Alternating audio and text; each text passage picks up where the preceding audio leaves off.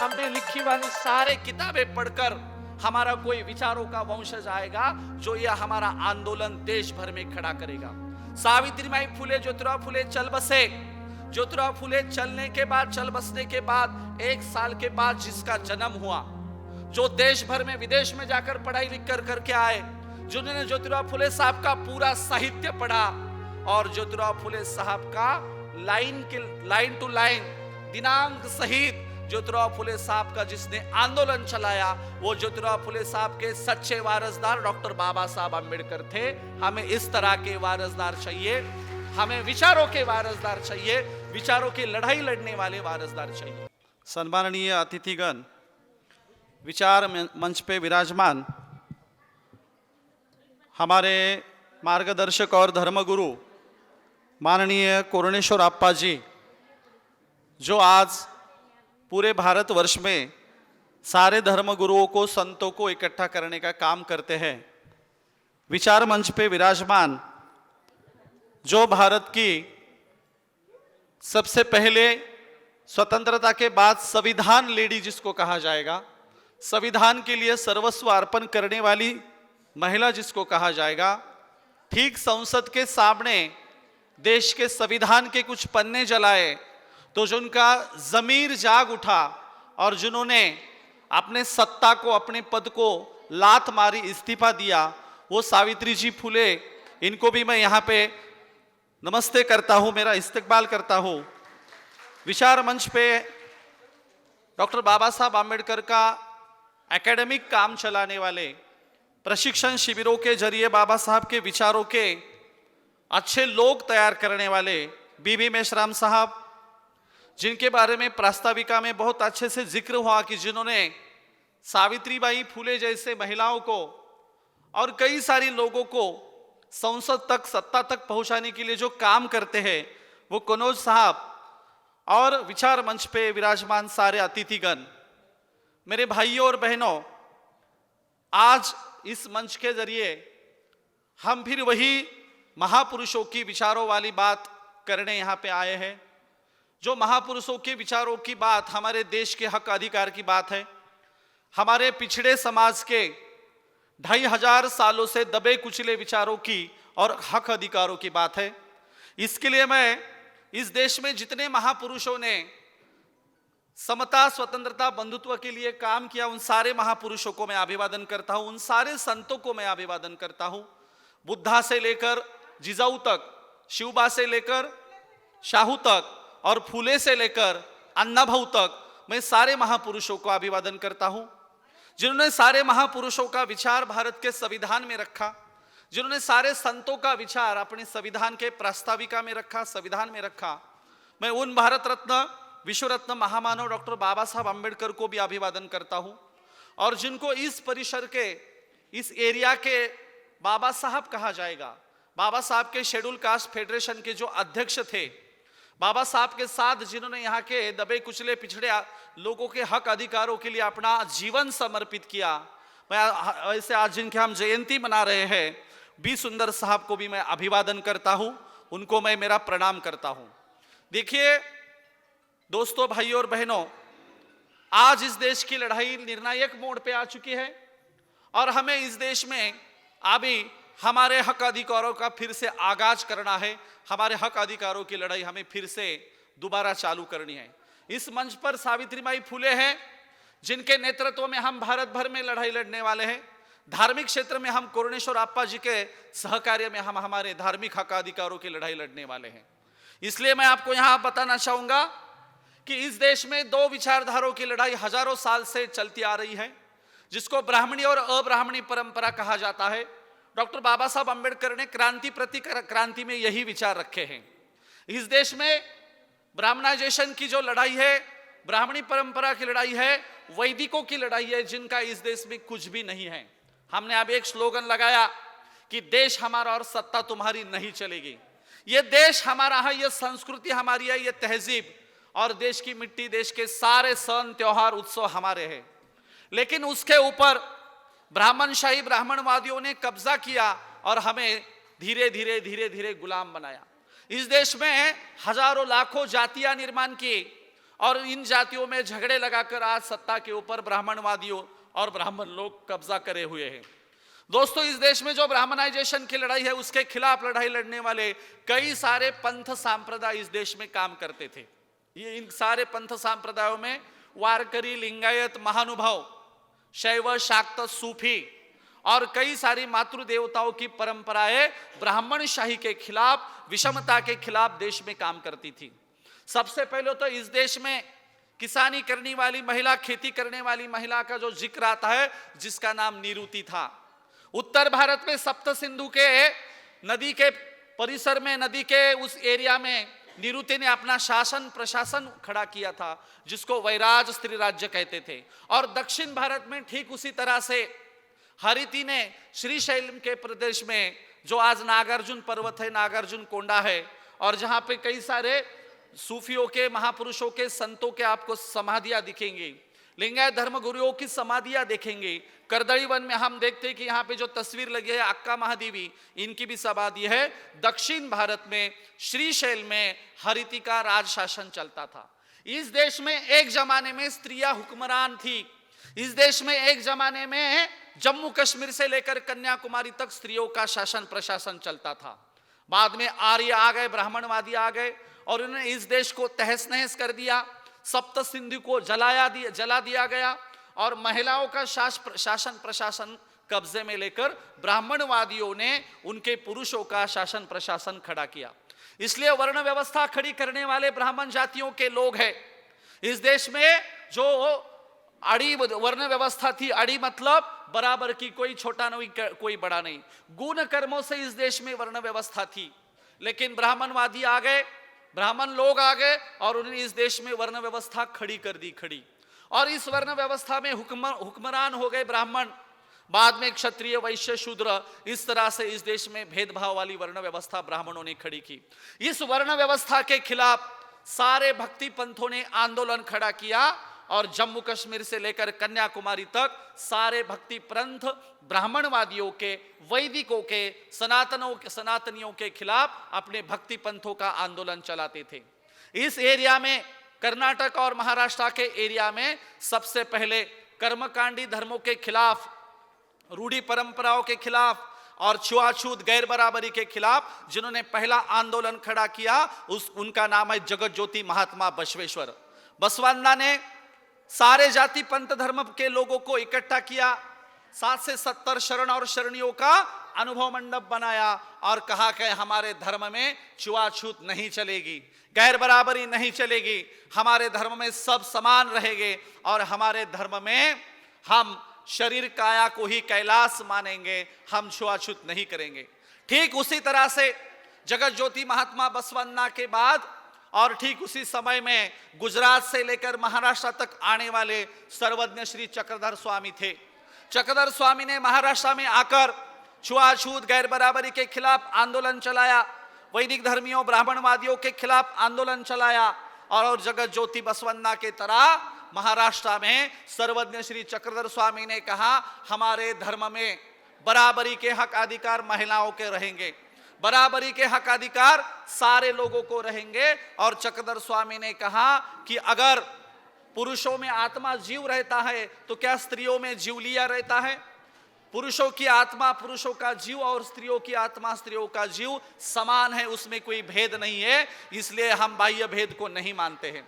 चक्रधर स्वामी के ठीक समय उसी कालखंड में आगे पीछे महाराष्ट्र के हिंगोली जिले से संत शिरोमणि संत नामदेव महाराजों ने इसी भक्ति आंदोलन को आगे बढ़ाया और नामदेव महाराज ने महाराष्ट्र से लेकर पंजाब तक वारकरियों का आंदोलन चलाया और पंजाब में संत नामदेव महाराज जी ने एक बहुत बड़ा सिख धर्म की नींव रखने का काम पंजाब से शुरू किया। महाराष्ट्र में भागवत धर्म स्थापन करने वाले और पंजाब में सिखों को प्रेरणा देने वाले संत शिरोमणि नामदेव महाराज जी थे। लेकिन क्या हो गया, नामदेव महाराज एक बार औंढा नागनाथ के मंदिर में कीर्तन करने गए, अपनी बात रखने को गए, प्रवचन करने को गए, तो वहां के ब्राह्मणों ने उनको मंदिर से बाहर निकाला। नामदेव महाराज जी ने उत्तर भारत में जाने के बाद अभंग में ये बात लिख कर रखी। नामदेव महाराज कहते हैं, हीन दीन जाति मेरी पंडरी के राया, ऐसा नामा दर्जी तुमने काय को बनाया। नामा टाल भी ना लेके राउल में गया, कीर्तन करते समय ब्राह्मणों ने बाहर ढकलाया। 4 वर्ण गाय के 1 वर्ण दूध, तुम कहा के ब्राह्मण हम कहा के सूद। अरे गाय 4 वर्णों की होती है, कुछ गाय सफेद होती है, कुछ गाय काली होती है, कुछ गाय मिक्स कलर की होती है, गाय 4 कलर की होती है, लेकिन दूध एक ही कलर का होता है। मेरा सवाल है, तुम कैसे ऊंचे जाति के और हम कैसे निचले जाति के, इसका जवाब ब्राह्मणों ने देना चाहिए। आज तक संत नामदेव महाराज जी के इस बात का जवाब ब्राह्मण नहीं दे पाए। नामदेव जी ने छुआछूत गैर बराबरी के खिलाफ स्वतंत्र धर्म की घोषणा की, भागवत धर्म, जिसको महाराष्ट्र में वारकरी धर्म कहा जाता है। नामदेव महाराज जी से प्रभावित होकर, इन संतों से प्रभावित होकर संत रविदास जी महाराज, संत कबीर जी महाराज, इन्होंने भी भक्ति पंथ के कई आंदोलन चलाए। डॉक्टर बाबा साहब अंबेडकर जिनको गुरु मानते हैं आध्यात्मिक क्षेत्र के, धार्मिक क्षेत्र के, वह संत कबीर। और कबीर महाराज ने कहा था, कबीरा ब्राह्मण की कथा 100 चोरों की नाव, सब आंधे मिल बैठे भावे तह ले जाओ। ब्राह्मणों से कथा सुनना, ब्राह्मणों से क्रिया कर्म करना, ब्राह्मणों के इशारों पे चलना, यानी 100 चोरों के नाव में बैठने के समान है।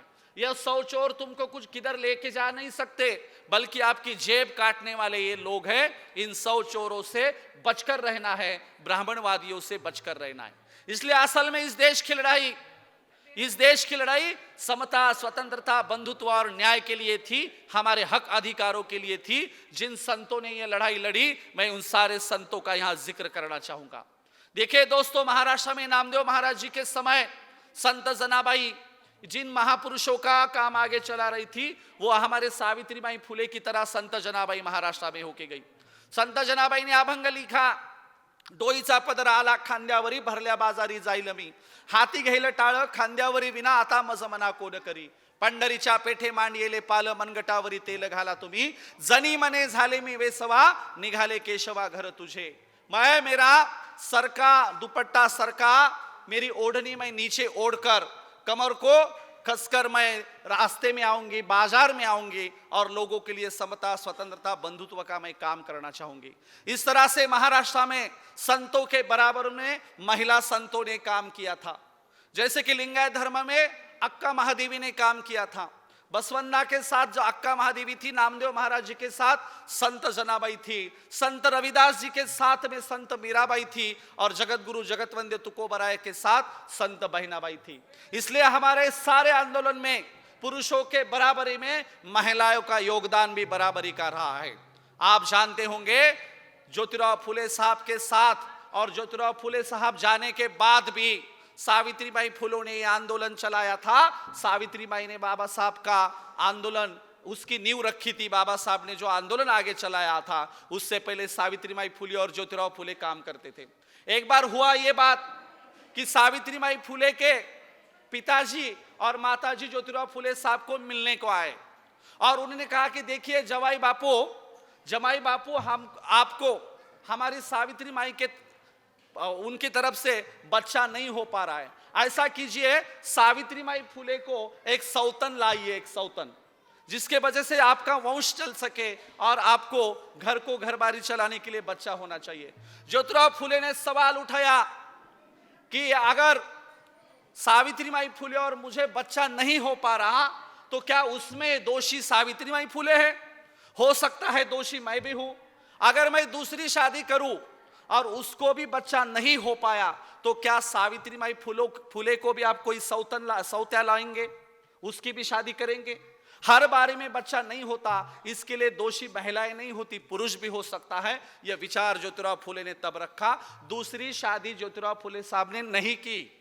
एक दिन फिर सावित्री माई फुले ने पूछा, ऐसा कीजिए आप दूसरी शादी कीजिए। ज्योतिराव फुले साहब बोले, क्यों दूसरी शादी क्यों करनी है? सावित्री माई बोली, हमारा वंश आगे चले, इसके लिए आप दूसरी शादी कीजिए। ज्योतिराव फुले साहब ने बहुत अच्छा उत्तर दिया, सावित्री, वंश घर के बच्चे नहीं चलाते, वंश विचारों के बच्चे, विचारों की औलादे वंश चलाती है।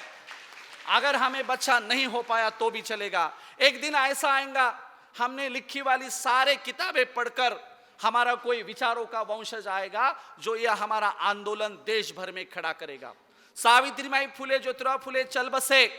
ज्योतिराव फुले चलने के बाद, चल बसने के बाद 1 साल के बाद जिसका जन्म हुआ, जो देश भर में विदेश में जाकर पढ़ाई लिख कर करके आए, जिन्होंने ज्योतिराव फुले साहब का पूरा साहित्य पढ़ा और ज्योतिराव फुले साहब का लाइन टू लाइन दिनांक सहित ज्योतिराव फुले साहब का जिसने आंदोलन चलाया, वो ज्योतिराव फुले साहब के सच्चे वारसदार डॉक्टर बाबा साहब अम्बेडकर थे। हमें इस तरह के वारसदार चाहिए, हमें विचारों के वारसदार चाहिए, विचारों की लड़ाई लड़ने वाले वारसदार चाहिए। इसलिए मैं हमेशा बोलता हूं, अण्णाभाऊ साठे इन्होंने कहा था, जग बदल घालुनी घाव मज सांगून गेले भीमराव। अण्णाभाऊ साठे बाबा साहब के विचारों की लड़ाई चला रहे थे। डॉक्टर बाबा साहब अम्बेडकर ने ज्योतिराव फुले साहब को गुरु माना। बाबा साहब अम्बेडकर और ज्योतिराव फुले एक ही जाति के नहीं थे, विचारों के थे। बाबा साहब ने फुले साहब को गुरु माना। फुले साहब ने शिवाजी महाराज की समाधि ढूंढ निकाली, शिवाजी महाराज को गुरु माना। शिवाजी महाराज ने जगत गुरु जगतवंद्य तुकोबराय को अपनी गुरु कहा, गुरु का दर्जा दिया। तुकाराम महाराज ने कहा, संत नामदेव महाराज मेरे गुरु हैं। और नामदेव जी ने कहा, बौद्ध विचारी आम्ही झालो संत वर्णवया मात नामा म्हणे। संत नामदेव जी ने बुद्धों का विचार महाराष्ट्र में पुनर्जीवित किया और कहा हम बुद्ध के विचारों के लोग हैं। इस तरह से ये नाल है, ये जो गठजोड़ है, ये विचारों की होती है, वंश सांप्रदायों की नहीं होती, जातियों की नहीं होती। इसलिए हमें विचारों की गठजोड़ बनानी है, हमें जाति व्यवस्था खत्म करनी है और विचारों के मंडप में नीचे आना है। मैं यहाँ पे हमारे मूल भारती और ये कार्यक्रम के आयोजकों का मैं अभिनंदन करता हूँ, जिन्होंने विचारों का कार्यक्रम रखा। आयोजकों के लिए आप एक बार जोरदार तालियां दीजिए, जिन्होंने इतना सुंदर यहाँ पे कार्यक्रम रखा। महाराष्ट्र में वारकरी संतों ने एक बड़ा आंदोलन चलाया और उसके जरिए कहा, जे जे आपणाशी ठावे ते इतरांशी सांगावे, शहाणे करुण सोडावे सकळ जन। हमारी लोगों का मेन जो प्रॉब्लम है, कुछ भी जानकारी न होना, यह हमारा मेन प्रॉब्लम है। नॉलेज न होना, यह हमारा मेन प्रॉब्लम है। संतों ने कहा, घर घर में जाएंगे, लोगों को होशियार करेंगे, लोगों को अथ दीप भव की तरह स्वयं प्रकाशित करेंगे और इस देश में ब्राह्मण शाही के चंगुल से लोगों को छुड़ाएंगे। इसलिए संतों ने घर घर जाकर भक्ति आंदोलन चलाया, घर घर जाकर समता, स्वतंत्रता, बंधुत्व बताया और संतों ने विशेषतः महाराष्ट्र में जगत गुरु जगतवंद्य तुकोबाराय ने एक बहुत बड़ा आंदोलन खड़ा किया था। आज क्या हो रहा है, उसका ब्राह्मणीकरण चालू है। संतों के विचारों के विपरीत काम इस देश में चालू है। ये अगर हमें रोकना होगा तो मूल संतों के विचारधारा के ऊपर हमें काम करना है। इसलिए दोस्तों और मेरे खास तौर पर मेरी महिलाओं, आपको आगे होकर काम चलाना है। आज की लड़ाई सबसे ज्यादा आगे होकर कौन लड़ सकते हैं, तो इस देश की महिलाएं लड़ सकती है। इसलिए मैं महिलाओं को अपील करता हूं, आपको बराबरी की लड़ाई लड़नी है, आपको हमारे साथ चलना है और हम बराबरी की लड़ाई लड़ेंगे। आप जानते हैं बाबा साहब के कुछ खत है, कुछ पत्रों में, खतों में बाबा साहब ने रमाई को लिखा है। क्या लिखते हैं बाबा साहब? रमाई तू या वेड्या वादळाच्या पाठीशी रहा। क्या कहते हैं बाबा साहब? मैं पढ़ा लिखा हूं, ये बात बराबर है, लेकिन मेरे को मेंटली सपोर्ट करने वाली मेरी रमाई है। रमाई तुम इसी तरह से मुझे सपोर्ट किया करो ताकि मैं इन गरीबों की लड़ाई लड़ सकूं। आप शायद एक किस्सा नहीं जानते, यहाँ वहां पे मैं मेरा किस्सा बताना मैं बहुत जरूरी समझता हूं। हुई बात ये कि एक बार शाहू जी महाराज ने बाबा साहब की बहुत बड़ी रैली निकाली और बाबा साहब का सत्कार किया और उस सत्कार में शाहू जी महाराज ने बाबा साहब को मेरे जो सर के ऊपर पगड़ी है इसी तरह का बहुत बड़ा फेटा अर्पण किया, फेटा बांध दिया। बाबा साहब कार्यक्रम सत्कार होने के बाद घर में चले गए और अपने सर की पगड़ी, सर का फेटा रमाई के हाथ में दे दिया बाबा साहब ने। रमाई ने उसको अपने संदूक में रख दिया, पेटी में रख दिया। एक दिन अंग्रेजों ने बाबा साहब का सत्कार रखा और अंग्रेजों ने कहा, मिस्टर अंबेडकर आप तो हमेशा आते हैं, इस प्रोग्राम में आप आपकी मिसेस को भी लेके आइए। बाबा साहब बोले वो नहीं आ पाएंगे। अंग्रेजों ने कहा नहीं, आपको आपकी मिसेस को लाना है। बाबा साहब अंबेडकर ने रमाई को न्योता भेजा कि रामू आपको तैयार होके इस प्रोग्राम में ठीक इसी समय पहुंचना है। रमाई के सामने सवाल उठा, बाबा साहब ने तैयार होके बुलाया है, तैयार होके किस तरह से जाना? हमारी रमाई घर में चली गई। घर में देखा तो एक भी साड़ी, एक भी कपड़ा ठीक ढंग का नहीं था, कहीं फटा हुआ था, किसको पदर नहीं था, किसको किनार नहीं थी, कहीं कहीं छेद लगे हुए थे। रमाई के आंखों में आंसू आ गए कि जाना तो कैसे जाना। फिर रमाई को याद आ गया कि शाहू महाराज ने बाबा साहब का सत्कार किए वाला एक बहुत बड़ा फेटा है। रमाई ने संदूक खोला और बाबा साहब की लाज रखने के लिए मेरी रमाई शाहू जी महाराज का फेटा पहनकर प्रोग्राम में चली गई। रमाई स्टेज के ऊपर बैठी थी। शाहू जी महाराज और अंग्रेज और कई सारे लोग, डॉक्टर बाबा साहब अम्बेडकर उनके साथ प्रोग्राम में स्टेज की तरफ आ रहे थे। तो बाबा साहब ने दूर से देखा, अरे मेरे रामू ने इतनी महंगी साड़ी किसकी पहनी, इतना महंगा शालू मेरी रमाई किसका पहनकर आ गई।